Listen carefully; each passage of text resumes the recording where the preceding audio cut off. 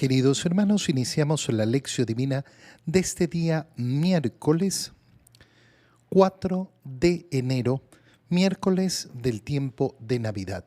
Por la señal de la Santa Cruz de nuestros enemigos, líbranos, Señor Dios nuestro, en el nombre del Padre, y del Hijo, y del Espíritu Santo. Amén. Señor mío y Dios mío, creo firmemente que estás aquí, que me ves, que me oyes. Te adoro con profunda reverencia.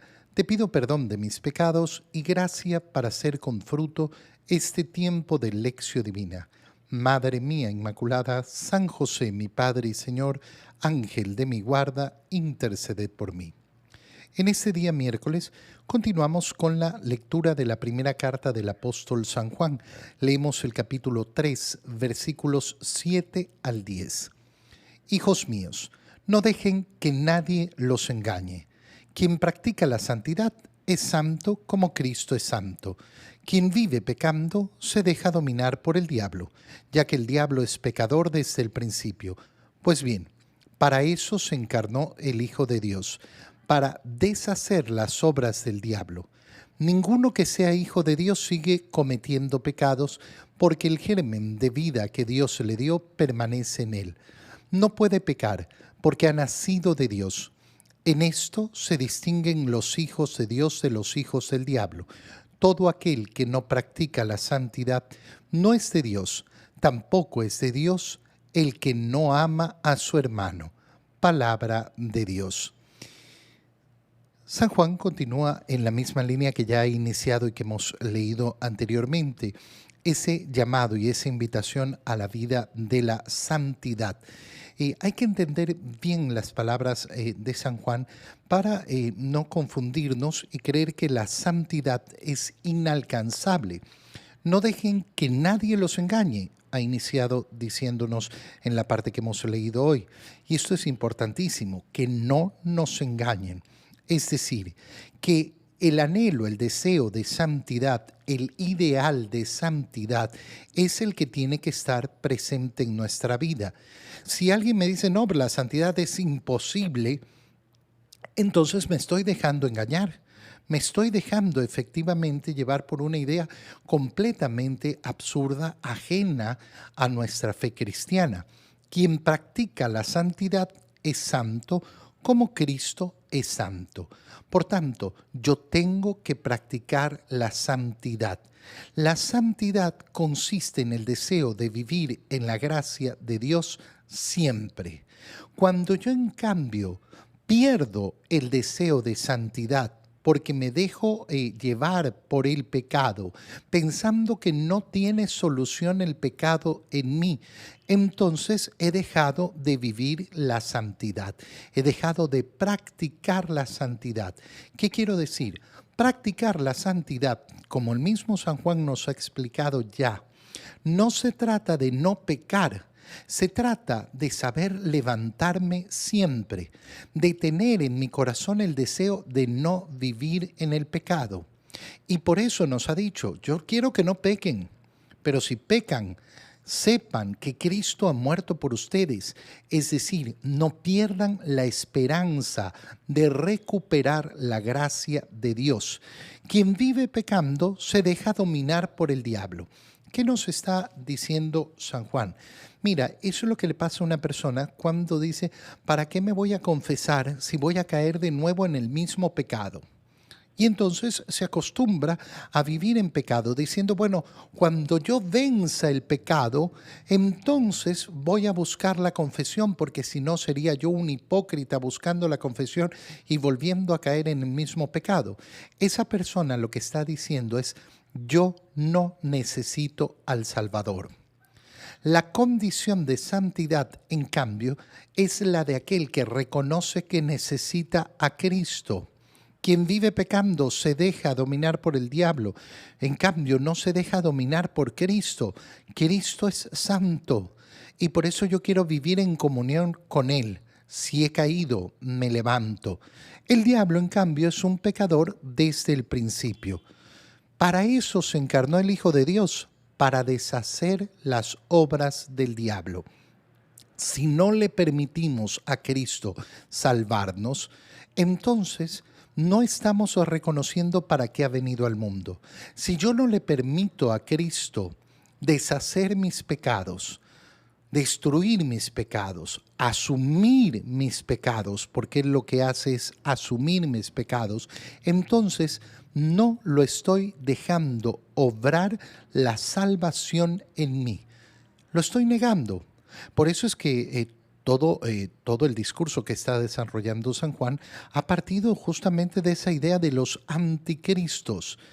¿Quiénes son los anticristos? Aquellos que niegan a Cristo, que niegan la posibilidad de que Cristo nos salve. Ninguno que sea hijo de Dios sigue cometiendo pecados porque el germen de vida que Dios le dio permanece en él. ¿Qué significa? ¿Significa que yo no voy a caer nunca en pecado? No, significa que voy a reconocer el pecado como pecado y que si caigo en él me voy a arrepentir y voy a luchar y le voy a permitir a la gracia de Dios operar en mí. No puede pecar porque ha nacido de Dios y en esto se distinguen los hijos de Dios de los hijos del diablo. Todo aquel que no practica la santidad no es de Dios. Te lo repito, todo aquel que no practica la santidad no es de Dios. Es decir, todo aquel que renuncia al deseo de perfección, todo aquel que renuncia al deseo de la gracia de Dios, todo aquel que no cree que es capaz de alcanzar la redención, aquel que se desmoraliza, aquel que efectivamente, como decía, dice, no, es que yo no tengo vuelta atrás. Bueno, ese es el que ha perdido el anhelo de la santidad. El que en cambio se quiere levantar y se levanta. Aquel que pide perdón. Aquel que vive luchando para ser mejor. Aquel que sabe que puede darle más a Dios. Que puede amar más a Dios. Ese es el que vive en la santidad.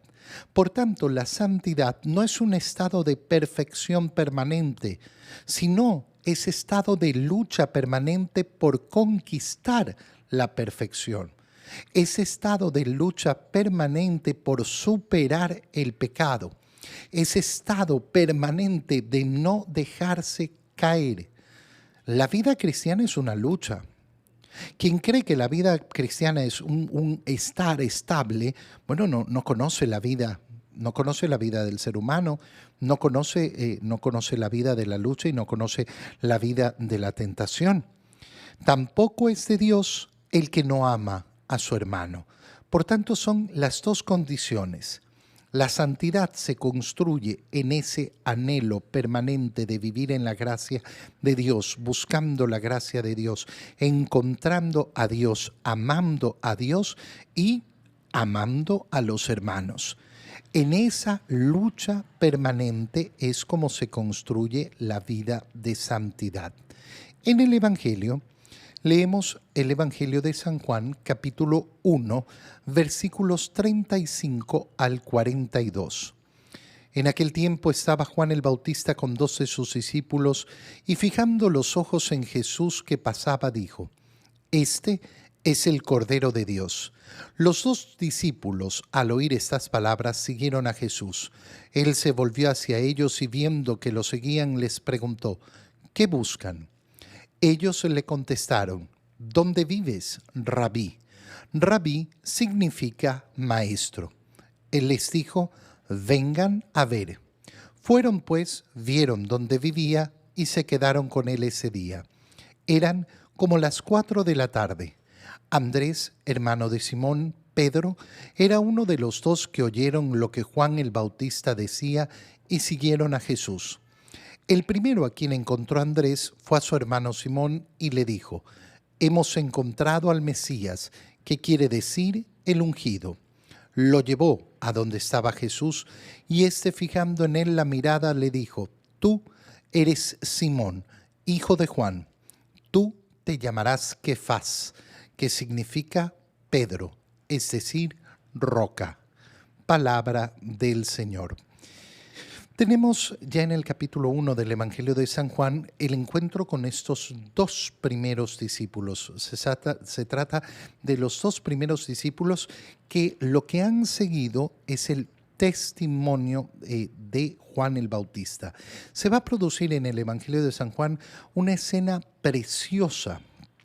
¿Por qué?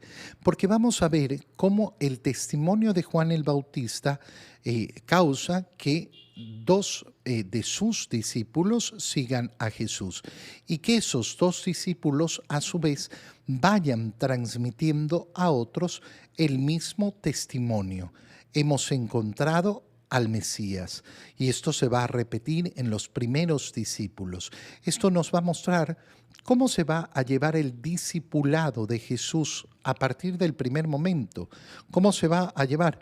No es Jesús el que viene y dice, yo soy el Cordero. No es Jesús el que viene y dice, yo soy el Mesías, sino que el testimonio viene de aquellos que conocen a Jesús.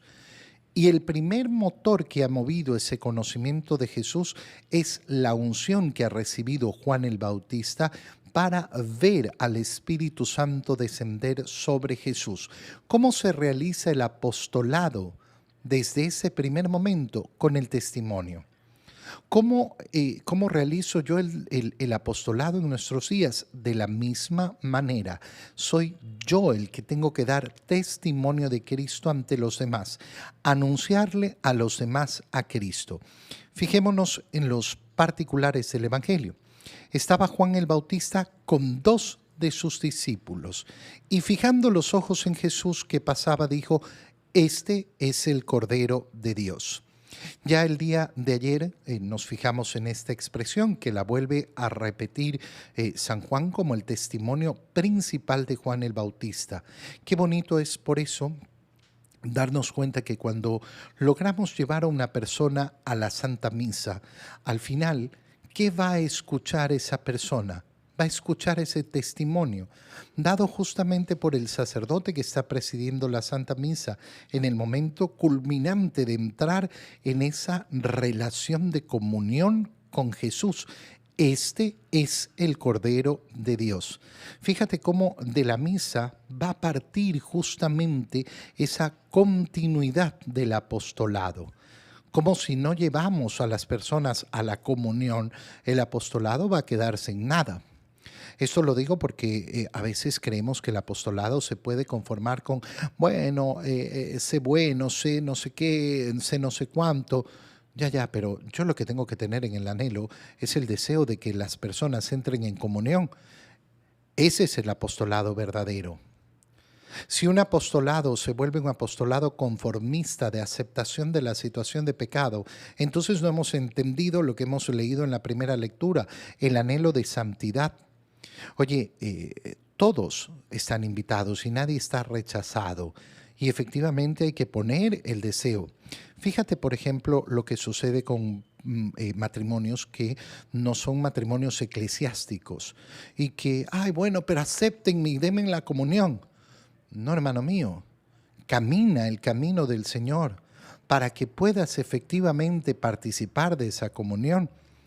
El anhelo de la comunión.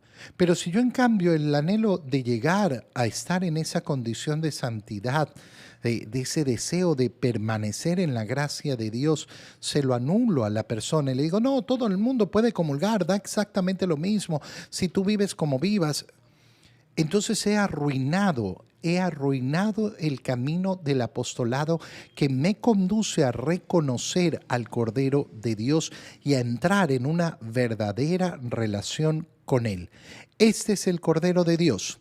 Y los dos discípulos, al oír estas palabras, siguieron a Jesús. Él se vuelve y les pregunta, ¿qué buscan? ¿Qué buscan? La primera expresión, la primera palabra que dirige Jesús en el Evangelio de San Juan es esta, es una pregunta preciosa. ¿Qué buscas? Yo la hago constantemente con las personas que converso, ya sea en la confesión, en la dirección espiritual, y les pregunto, ¿qué es lo que anhelas? ¿Qué es lo que quieres? En resumen, ¿qué buscas en tu vida? ¿Sabes cuántas personas no saben qué contestar? La mayoría.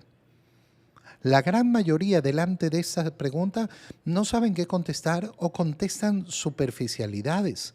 A veces uno escucha respuestas que parecen de esas respuestas que se ven en los concursos de belleza, ¿no? Que anhelas, ay, la paz mundial y no sé qué y no sé cuánto y cosas así que suenan bonitas pero que son falsas, no son el deseo verdadero y profundo del corazón. ¿Qué buscas? ¿Cuál es el objetivo de tu vida? ¿Hacia dónde caminas? ¿Qué anhela tu corazón? ¿Y ellos qué contestan? ¿Dónde vives, Rabí? ¿Qué buscas? ¿Qué buscan ustedes? Saber dónde estás. Saber dónde estás, saber dónde habitas. Fíjate cómo la respuesta de Jesús es, Él les dijo, vengan a ver. Vengan a ver. ¿Qué buscan? Queremos saber dónde estás, dónde vives, dónde podemos estar contigo. Vengan a ver. No dice nada el Evangelio sobre dónde vivía Jesús.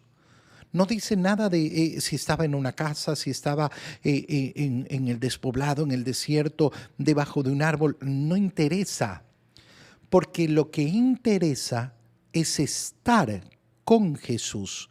Fueron pues y vieron dónde vivía y se quedaron con él. Se quedaron con él. Es decir, da exactamente igual dónde vive el Señor.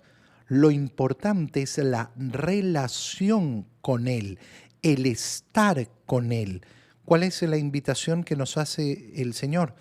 Vengan, vengan a mí, vengan a ver. Haz la prueba y verás qué tan grande es el Señor.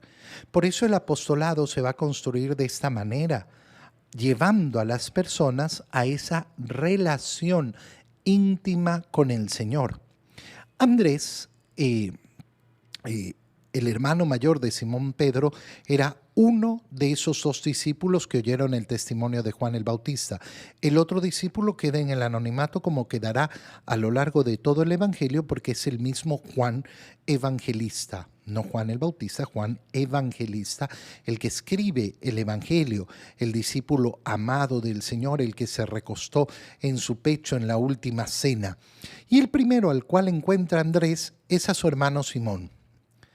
Qué precioso. Andrés ha escuchado el testimonio de Juan el Bautista, ha ido detrás de Jesús, se ha quedado con él. Y ahora transmite lo que ha encontrado. ¿A quién? En primer lugar, a su hermano, al que tiene más cerca. El apostolado no se va a realizar con aquel que yo no veo, aquel que yo no conozco. No, es con el que tengo cerca, con el que está al lado mío.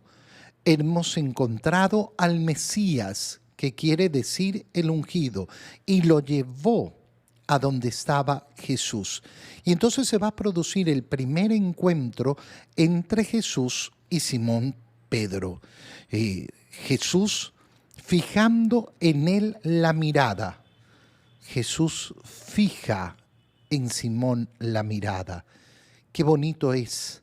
Qué bonito es saber que nosotros, ninguno de nosotros, somos indiferentes a la mirada del Señor. El Señor siempre nos mira, siempre nos mira.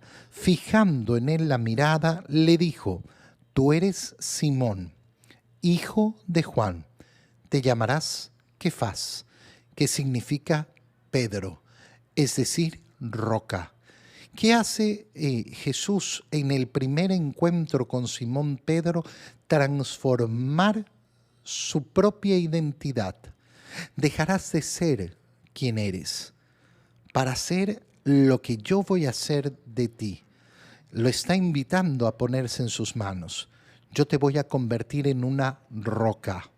Yo te voy a convertir en una roca. Yo te voy a dar la fortaleza que necesitas. ¿Qué va a necesitar hacer Pedro? Confiar en el Señor. Te doy gracias, Dios mío, por los buenos propósitos, afectos e inspiraciones que me has comunicado en este tiempo de lección divina. Te pido ayuda para ponerlos por obra. Madre mía Inmaculada, San José, mi Padre y Señor, Ángel de mi guarda, interceded por mí. María, Madre de la Iglesia, ruega por nosotros. Queridos hermanos, que tengan todos un muy feliz día.